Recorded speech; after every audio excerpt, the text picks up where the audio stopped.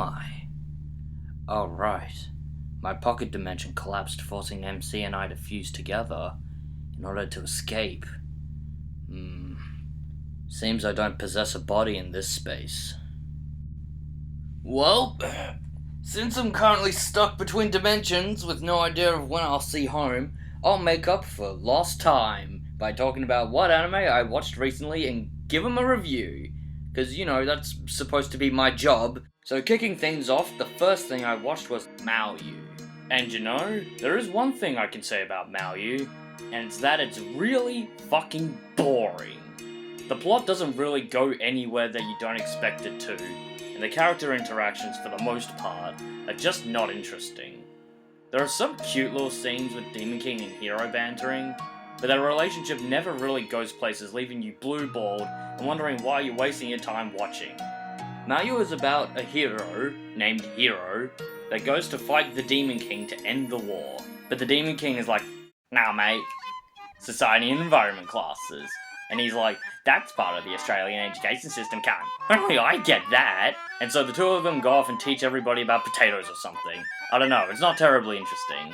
Oh, and there was that one speech in the show that basically just told everyone to stop being a fucking normie. Instead of watching Maoyu, you may as well watch something similar, Spice and Wolf, which had a really interesting premise and taught you things and had really fun characters. It's a much better watch than sitting through what I feel is a watered down version. Okay, so enough about that, let's move on. On a whim, I decided to watch Thunderbolt Fantasy, which still makes me wonder if it classifies as an anime or not, since it's actually a Taiwanese puppet show written by the myth, the legend, Gen Urobuchi.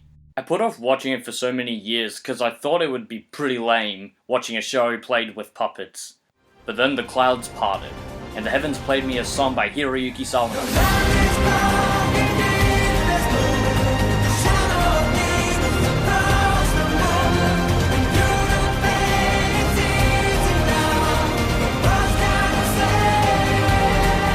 The plot isn't especially complicated. However, I did have trouble remembering everyone's names and the terminology they use. So what is it about? Well, it's about a traveling swordsman that unintentionally robbed the wrong people the wrong way, and the only way to solve it is to destroy them all! Destroy us all! Destroy us all! Destroy us all! I found one of the draws for me was in the characters, and how they felt fully fleshed out. The plot does have some depth to it, with some interesting twists and turns, but I think what I liked most about the story was the journey that Ban and gang went through. In a way, it reminded me of those puppet shows and live performances I saw in school. My biggest grievance with the show is in the way it's shot. To elaborate, the fight scenes cut away to another shot far too often, leaving me a bit disoriented. It takes me out of the immersion and forces me to try and process what the hell I just watched. I can understand why they did it in the way they did, but it was a bit hard to watch sometimes. But small grievances aside, I definitely recommend anyone who hasn't seen it to check it out. You won't be disappointed.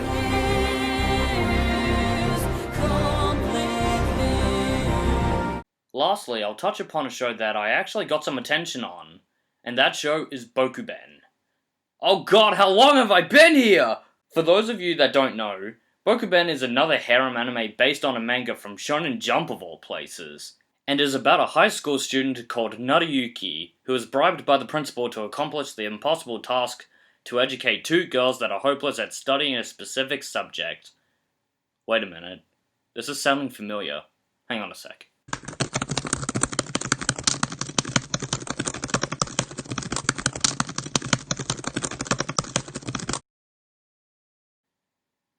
Now that's surprising. Similarities aside, I found the comedy to be quite enjoyable. The characters were also really cute, and was nice to watch them struggle with their feelings for Naruyuki, some more so than others. One of my favorites being Mafuyu, who over the course of the show starts off as a complete and utter bitch, but you grow to like and in some cases agree with her as she opens up about her thoughts on Rizu's and Fumino's situation. Another thing I liked about Bokuben was that it didn't dabble in typical harem anime tropes that plague the genre, which to me makes it really stand out in a crowd and among some of the greats like Heaven's Lost Property, and The World God Only Knows. And Girls Bravo, I guess. Oh wait, Season 2 undid all that and became the thing it tried not to do. Like repeating the same song and dance for the first 5 episodes. Okay, never mind. Shut it down. Show's over, folks. And that's about everything thus far. Wait, was there something else? Nah. Guess now I'll just go wherever the space takes me. Huh? Hey, what's that light?